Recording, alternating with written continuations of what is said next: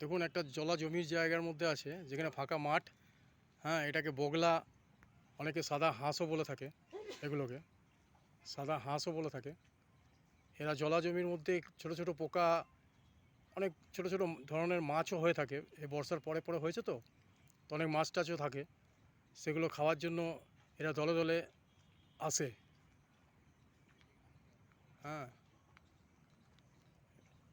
এখানে রয়েছে। হয়তো ওরা খাবার জন্য সবসময় দেখতে পাওয়া যায় না। বর্ষার পরে পরে যখন ফাঁকা জায়গা বা জমি থাকে একটু বড় প্রশস্ত ঘিরে, অনেকটা ঘিরে, সেসব জায়গায় পাওয়া যায়। দেখতে পেলাম, ভালো লাগলো। আপনাদের সঙ্গে ভিডিওটা তুলে পরে শেয়ার করব।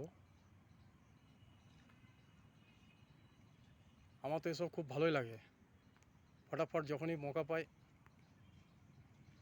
আমি করতে থাকি।